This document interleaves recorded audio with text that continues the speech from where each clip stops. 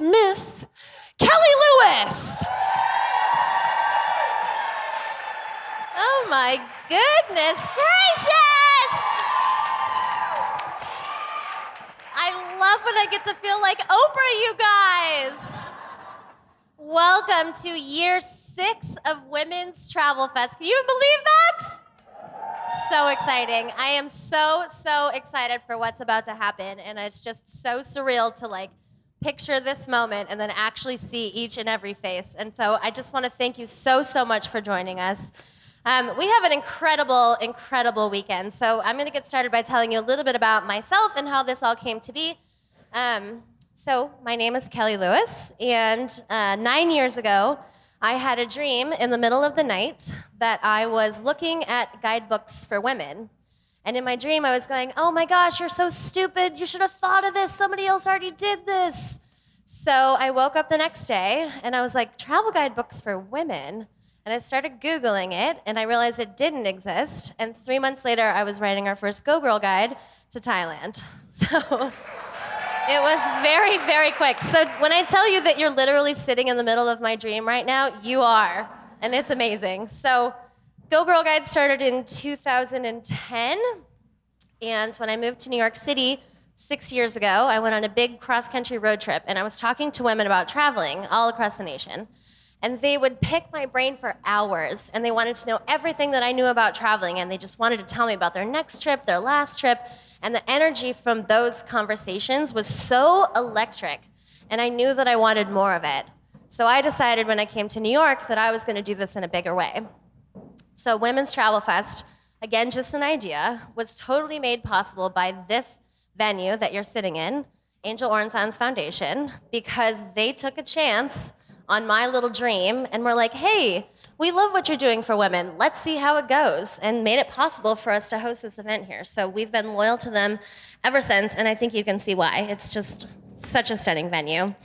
Yeah, it's awesome. So before we get started, because this weekend is all about connection and networking, and I really want you to get to know one another, I want you to do me a favor and stand up. Turn to the person to your right and introduce yourself.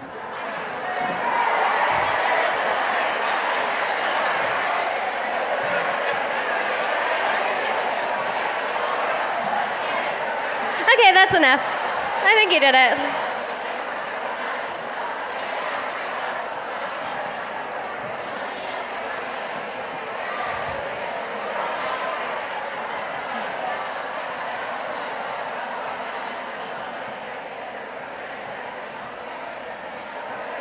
Awesome. Cool. I'm so glad that you guys are getting to know each other. I want you to do more of that at lunch. So really, well and truly, this weekend is not about me. This weekend is about you. This weekend is about traveling the world. This weekend is about pushing yourself past your comfort zone. This weekend is about giving yourself the gift of traveling the world. It is about bringing us together to make the world a little bit smaller. And I have to say a huge thank you to our sponsors who make this possible. First and foremost being Uber, who really understands the value of women and their concerns, and also to American Airlines and Allianz and all of our incredible vendors. So please, throughout the day, oh, and I forgot about our media lounge, sponsored by Finger Lakes Wine Country. They're amazing. So please, throughout the day, go and hang out with them, spend some time with them. And I am going to actually really quickly right now roll into our first topic of the day. So I want you to join me in welcoming to stage some very incredible women. We are going to be talking on a panel called The Future of Travel is Female. So please join me in welcoming to the stage our amazing speakers, Tracy Breeden from Uber, Haley Woods from Girls Love Travel, Nikki Vargas from Unearthed Women, and Rachel Redwall.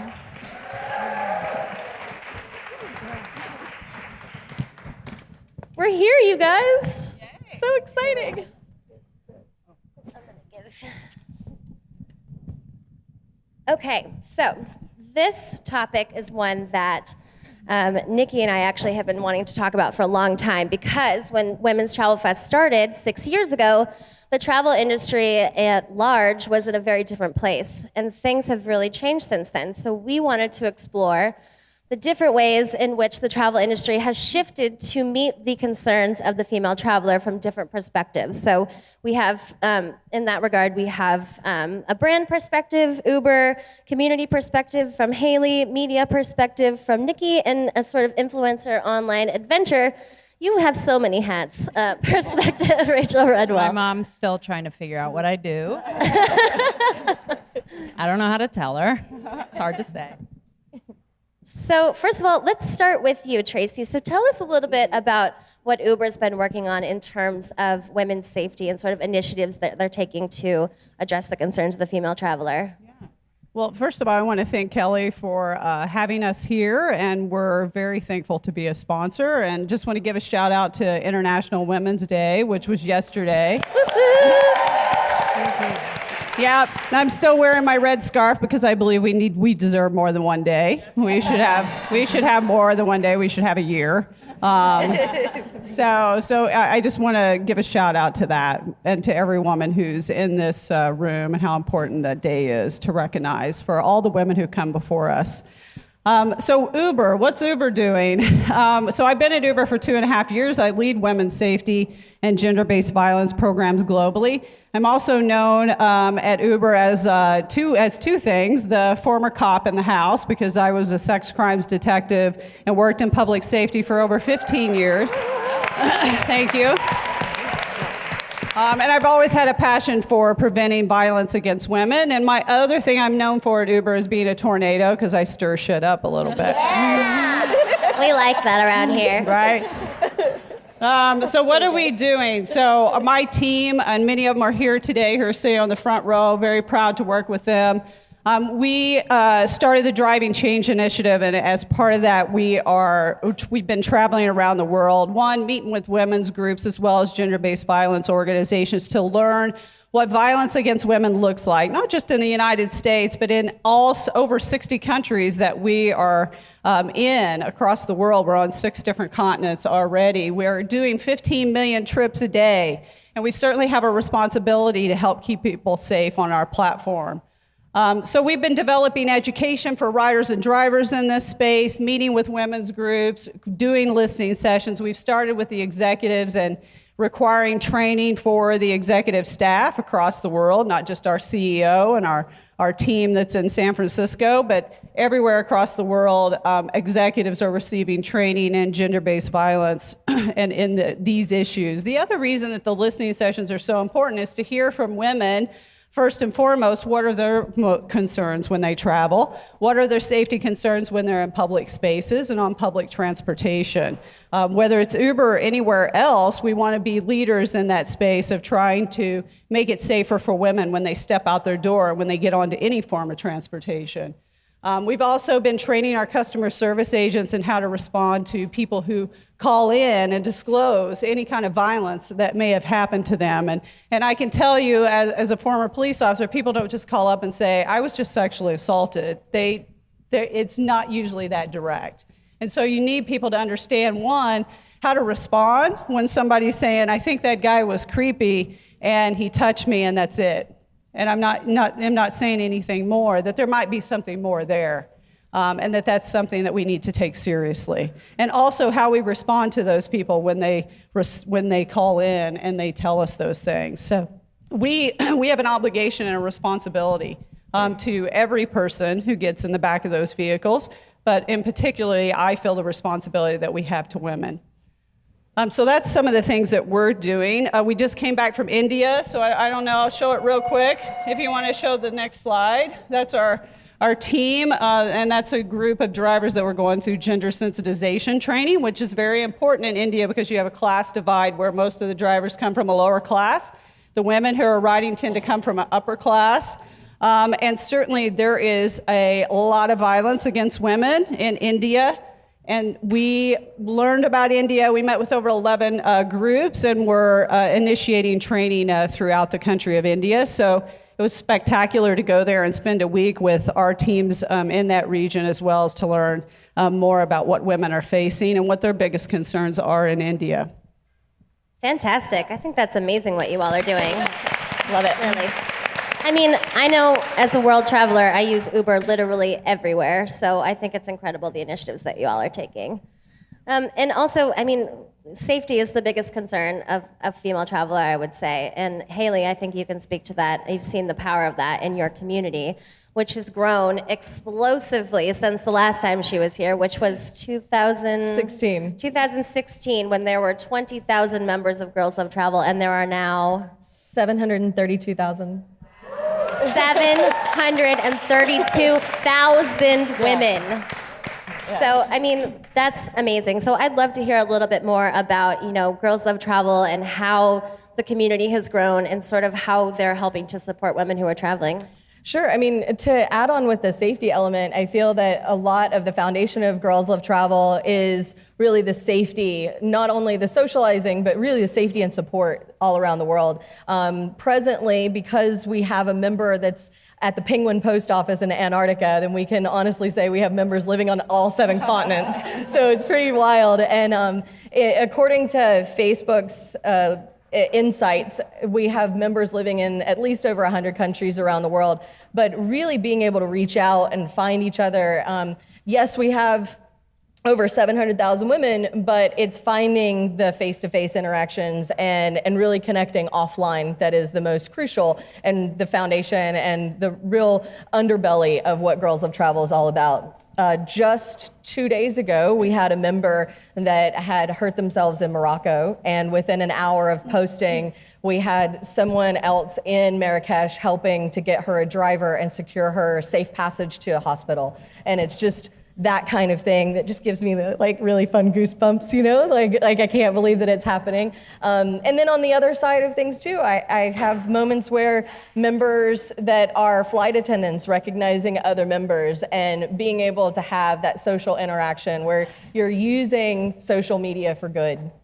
You're being able to get off of your devices. I think that's one of the great things about being here at a festival like this and being at conferences and finding like-minded women all around the world is that you're not just over there looking out in the audience, you guys are on your devices, you guys are actually meeting each other, interacting with each other, and finding ways to bridge that gap between social media and being online and going and finding others to be able to connect with. And through communities, not just like mine, but there's so many other communities out there now too, but communities that you can reach and find safe passage. You can reach just to find a coffee mate whenever you're going somewhere.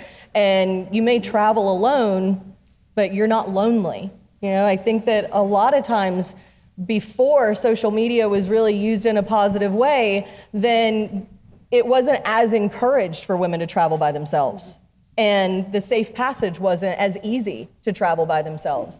But now, if something was to, heaven forbid, happen, you would be able to have resources to reach out and find ways to make sure that you're okay and being able to move forward so that it won't prevent you to go and do that next travel experience in the future, which is the biggest keynote, I think, of anything is, maybe something might happen, because it might, but what do you do whenever it happens so that you're not derailed about going out and exploring the world again? Yeah, totally. And I think that's something that we touch upon and have touched upon on this stage, but is great to reiterate. I do believe, and I think all of you believe, that the world is inherently good and full of good people who will help you. But dangers do exist. So I think it's amazing that you have such a huge community. And sometimes I Facebook stalk it just to see what's going on, what's happening here. It's incredible. Nikki, I'd love to talk to you a little bit more about media and how the media has changed to address the stories and concerns of women who are traveling. So tell us a little bit more. Sure. So I would be remiss if I didn't point out the fact that I was a speaker here last year on a panel called Sexism in the Travel Industry, which was a really explosive panel. And at that time, I was a travel editor for a startup here in New York and had unexpectedly, like many journalists in the industry today, been laid off. And so I was sort of in this very transitional period. And this conference and this group of women and that panel really just opened up a door in my life in a way that I had not anticipated. And in the sense that I was able to sort of look at my experience as a female travel journalist and editor and sort of see the sexism I had confronted both on the road and in the office place. And I left that panel feeling very inspired and also angry and pissed off that there wasn't a publication out there for women that celebrated female travel journalists. And I did some research, and I realized that women make up 70% of the travel consumer base and more than 80% of travel purchasing decisions. We are a force to be reckoned with, ladies. We are the future, would you say? And yet, and then when I looked at travel media, I was surprised to find that most publications in the travel media space are founded or edited by men. And more than that, I noticed that while every other genre of magazines will sort of, we have women's fashion magazines, men's fashion magazines, women's health magazines, men's health magazines, travel is one blanketed genre. And there really wasn't an international dedicated women's magazine. So I banded together with some incredible ladies, including our executive editor, Kelly Lewis, over here. It's me. And I just want to share the sheer power of community, of this community, because that was last year. This year, on this panel of The Future of Travel as Female, that magazine that we started a year ago has just received international distribution and will be sold in major bookstores around the world.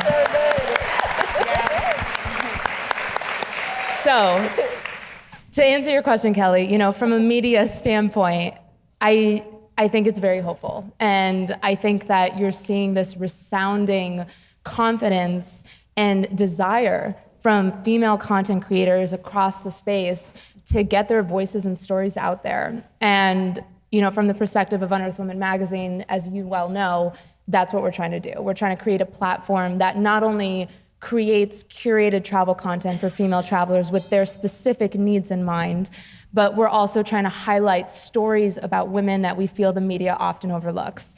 And this particular magazine, what we do is we have a thematic issue. So the upcoming issue is very focused on power and celebrating women's, collective power and inspiration. And then the one after that is inclusion and really making a focus on the LGBTQ+ community and travelers of color.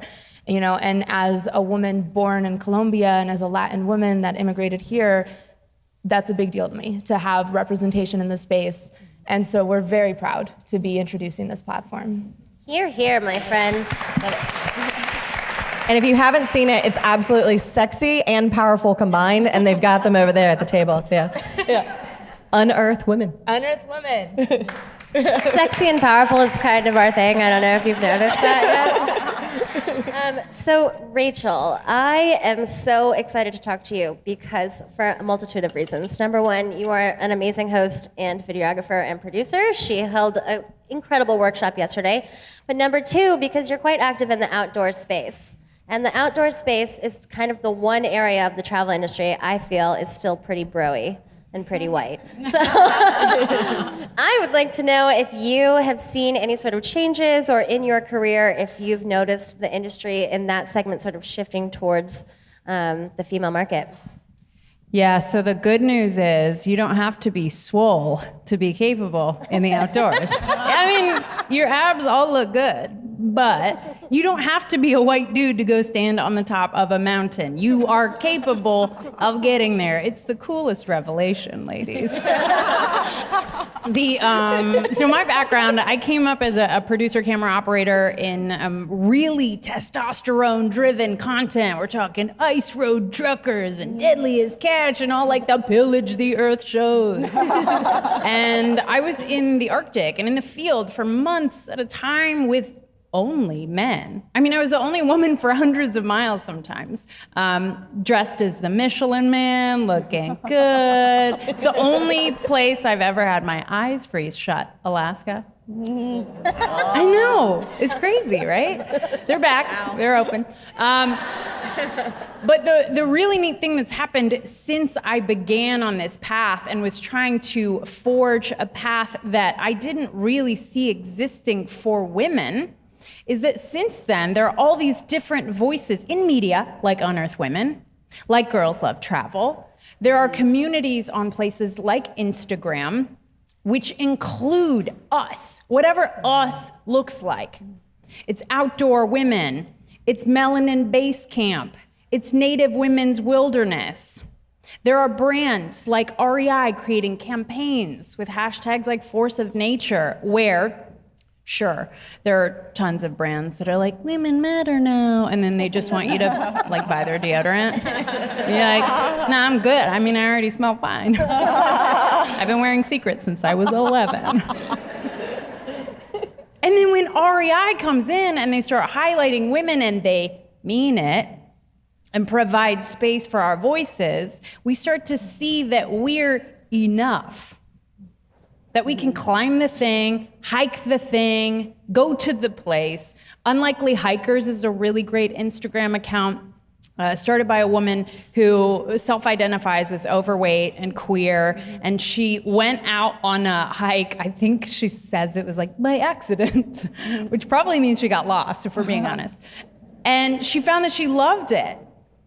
And now, because media is democratized, there's space for us to tell our stories, find our stories, live our stories.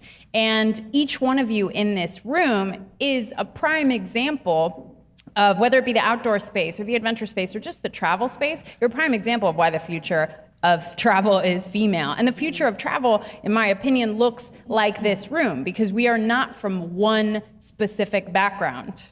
We live in different places. People have flown in from around the world. I grew up in Ohio. I live in California. The fact that I can hop on a plane and come meet people from all over in a context like this, in human form, not as internet avatars, is beautiful.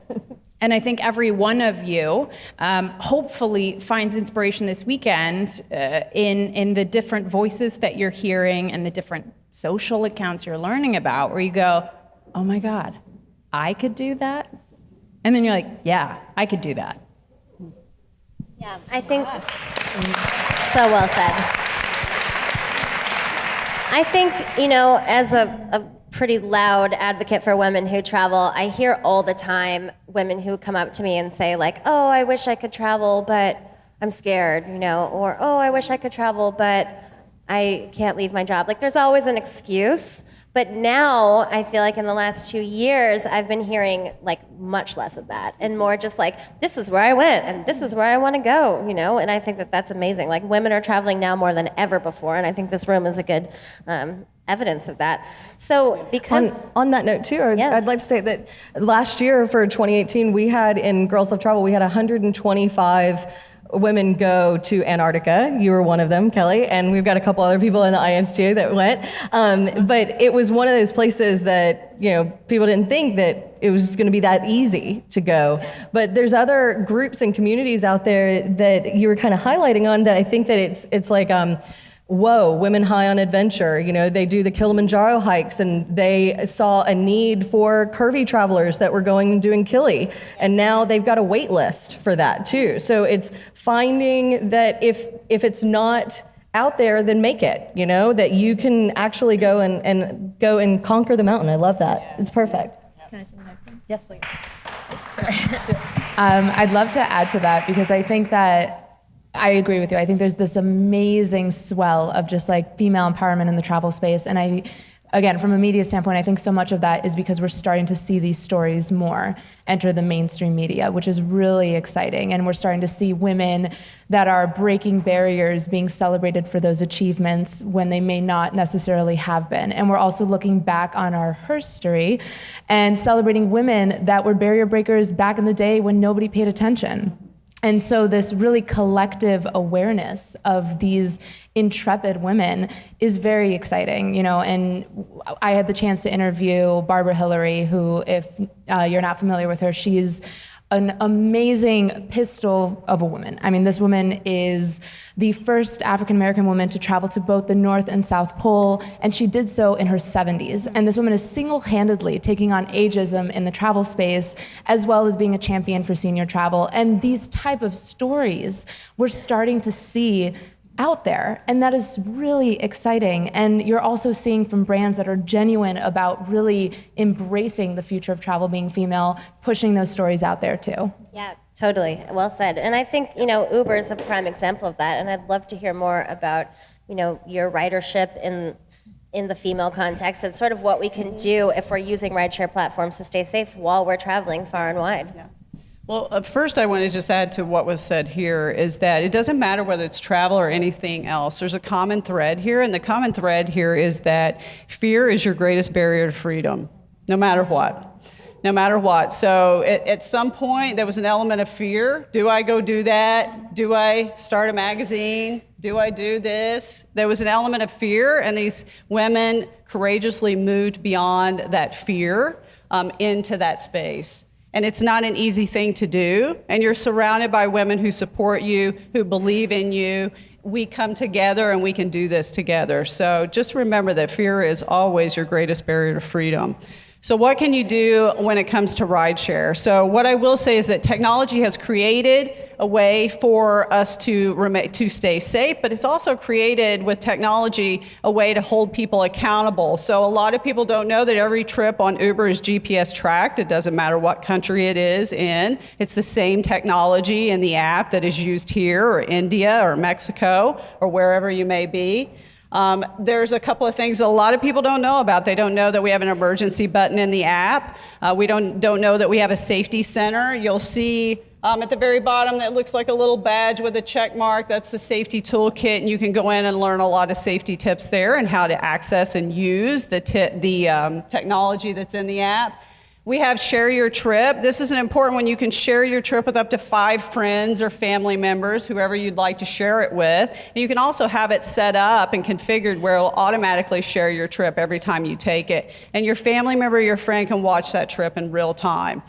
So those are some things that a lot of people don't know about. The other thing that I like to share, and if you can move to the next slide, is a big one, and I hear this from one country to the next, is I got in the car and it was the wrong driver, or I got in a car, it wasn't Uber, and people, I've heard from mothers who tell me my kids on college campus, I had a woman who she goes and picks up her daughter at college, and she said there'll be kids like jumping in my car and thinking I'm their Uber.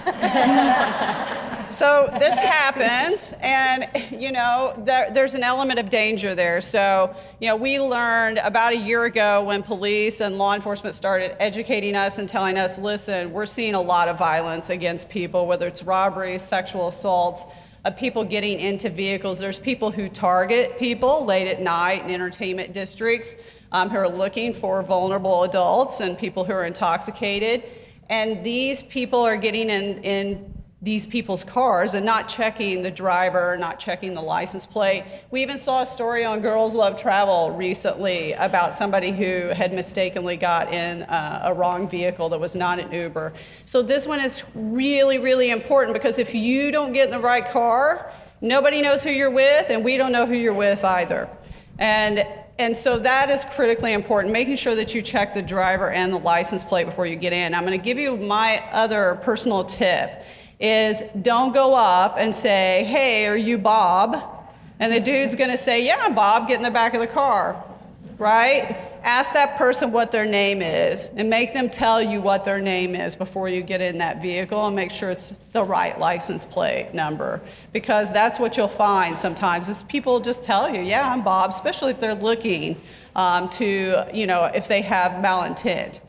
So checking your ride is really important. Sharing your trip, which I always already talked about. One of the most important things, here's the thing, I shouldn't have to put the onus on anybody. At the end of the day, we as women have a right to travel wherever we want to go wherever we want to go without concern for our safety. We deserve that, and we have that right. Yes. But at the same time, there are little things that we can do. The most important thing is follow your intuition. I used to give this tip all the time when I was a police officer because a lot of times your intuition is going to tell you something doesn't feel right about this situation. Or I got in this car and there's something about this guy that doesn't feel right. Don't hesitate to follow your intuition. Don't hesitate to cancel the trip. And don't hesitate to give us feedback. We will follow up on it. And if they don't, then email me. Then email me and let me know because I will follow up on it. And I've followed up on a few misses that we've had before, and I'm not afraid to follow up on it. So you know what? Reach out to me if you don't ever get the response that you think you deserve.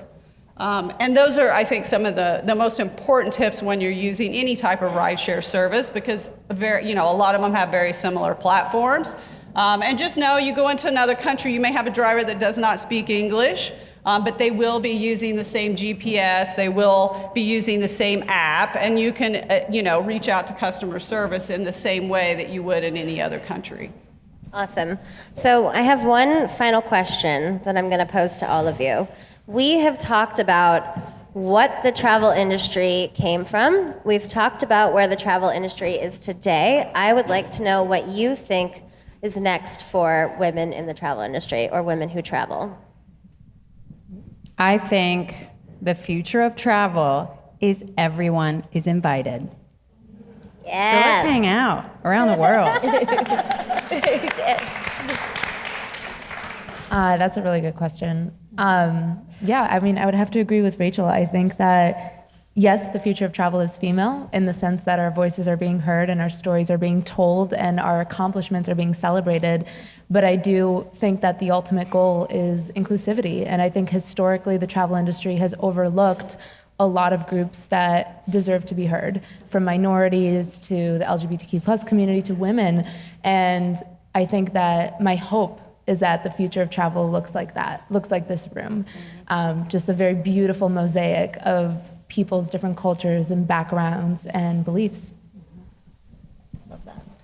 I think that the future for the travel industry, especially within our community, is really utilizing social media for good, finding ways to enhance your experience through social media and not be all about the social media experience, so that you're not going just to get the photo to have the photo, but you're going out there to build that friendship, to build that connection, so that whenever you're talking about it, that you have that memory of not just the place, but the people and all of the the sights, the smells, the sounds, those are all great. But at the end of the day, being able to connect with one another, whenever I get older, that's what I want to think about, is I want to think about the memories that I had with the people that I met, and not just about going and taking a photo somewhere. The photos are gorgeous, but those are sitting, in my social media later for me to look at. I want to be able to talk and hear how people are doing.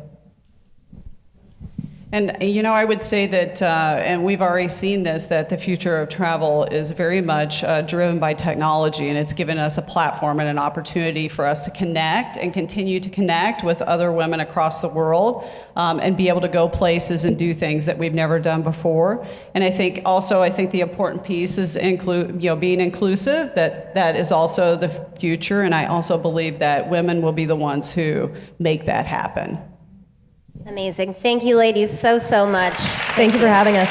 Thanks. I do think that we actually have time for a couple of questions. If anyone has them, I'm going to pass this microphone out to the crowd. And in the meantime, I have a question, Haley. when is Girls Love Travel organizing a trip to space? I think once will go. my miles can actually go there, it would be a really great time to go. Excuse me, Delta, do you guys Absolutely. go to the moon, or Can we take an Uber?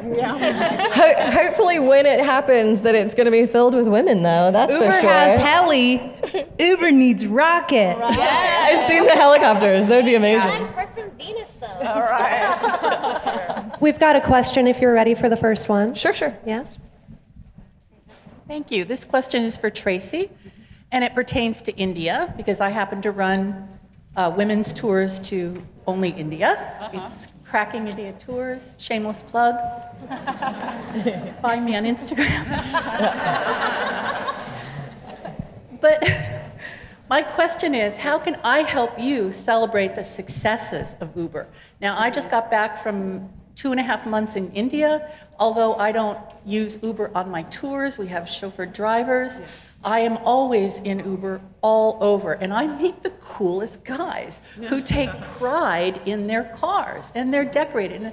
And I think if we could find a vehicle, some way to celebrate the successes, so they think maybe they could be spotlighted even in the tiniest way.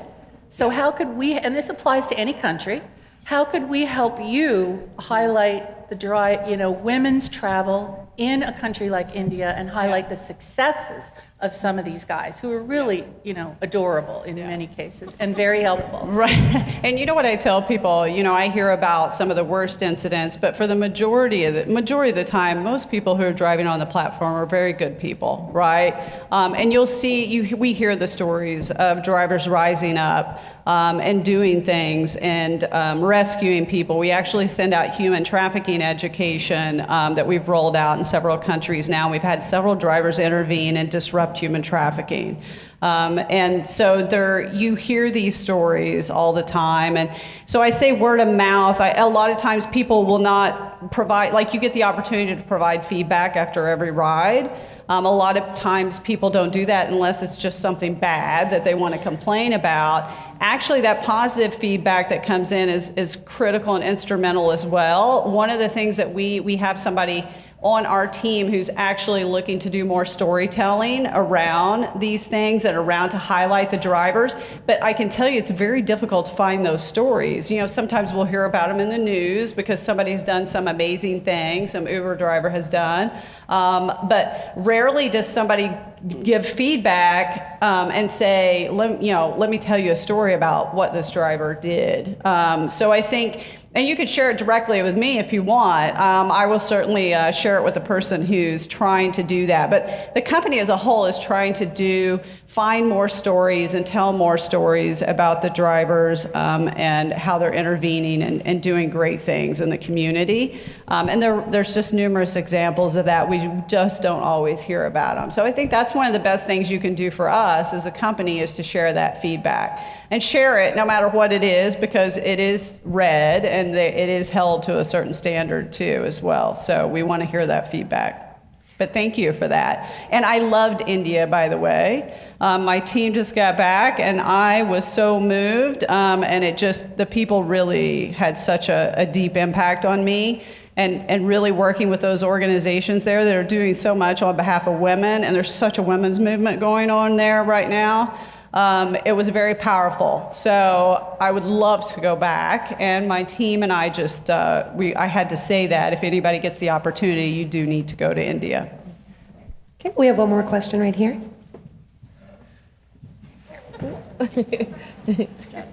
This is for Tracy as well.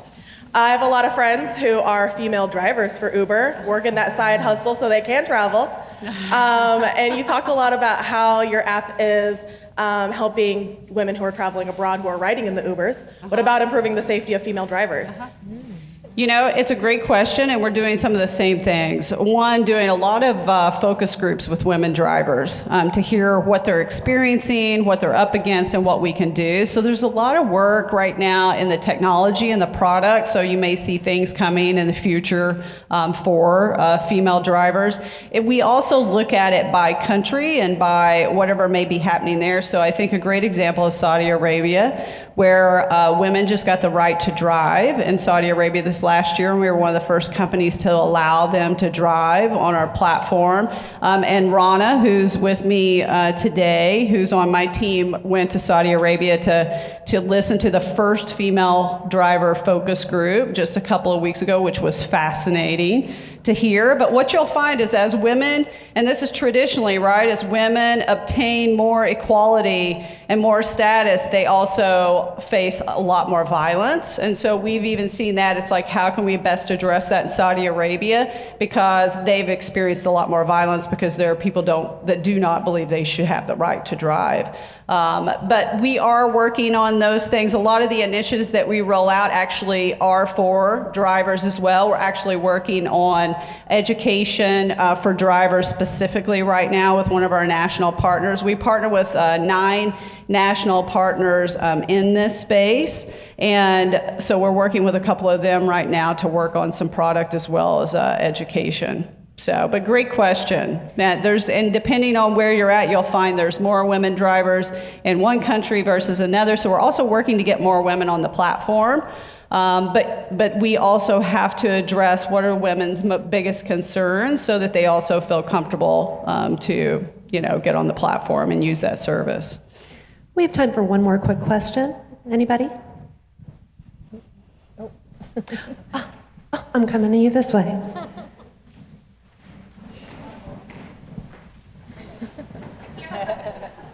Hi, my name is Chelsea.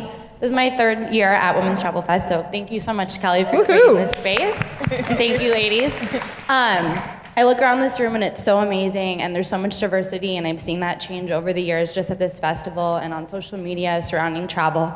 But I still feel like there's some women that are left out of the conversation. And working in travel in Latin America, I work with so many incredible women, be them local guides, be them artisans, they run small businesses, and I want to know how we can include them more in the conversations and how we can get them on that stage. Thank you. We actually talked about this on the phone. And so the thing that I think is most important is creating a space for individuals to share their own stories. There's this skewed perspective historically that is I'm going to be a voice for the voiceless. Wrong. No, everybody's got a voice. So where's their invitation? Well, we all, I think, need to work on extending the invitation. It's up to every single one of us, especially if we have been given an invitation at any point, to then extend it to somebody who hasn't. It can be at tour companies, it can be in media companies, it can be on panels and on stages. But it's up to every single one of us to be active in extending an invitation and going tell it like it is. What's your story? Within Girls Love Travel, we've had this discussion a lot. As a white founder of a community that has grown exponentially, this has come up numerous times, and it's something that I do not shy away from, and I open with conversation of knowing that I don't have the answers, and so I surround myself with others that can assist me with empowering myself and people on my team. The first thing that I do whenever we're talking about new moderators to be able to help with contributing to the overseeing of the community is, what is your background and how can that voice be an assistance? We have members of different races that are living in 6 continents that are different time zones. We have a member that is a trans member for our Pride community to be able to make sure that we have that voice heard as well. So it is a continued effort, one that I know I personally cannot answer fully myself, but I will continue to make sure that my ears are open so that I can be there to help and have those answers around. And just to add to that, this is absolutely something we talk about with my team over at Unearthed Woman. And, one of the goals of this platform is really to create a space where women can share their stories and they can come to us. So some actionable tips is you're welcome to pitch Unearthed Woman. We do pay our writers. That has been a goal of ours, or I should say a rule of ours from day one, that we want to pay women fairly for their work. So we do pay our writers both for the digital site as well as the print magazine. And we are always looking for stories. And I'm very happy to say that the magazine and website as it exists today is a very diverse platform of women's voices from all over the world. And we're publishing feminist city guides that are curated by local women from everywhere, from Ethiopia to France. And we're sharing women's stories of women on the ground reporting on the Rohingya crisis, to women in Thailand exploring how they're defining consent in Thailand right now, to how Denmark is now forming its first feminist political party. So I think platforms like this are really important, and we will do our best to continue to get the brand out there so that we can continue to push all of your stories out there. So send us a pitch. Well said. Thank you so much, ladies, for joining us. Thank you. We're going to take a short break and we'll be back with our next segment.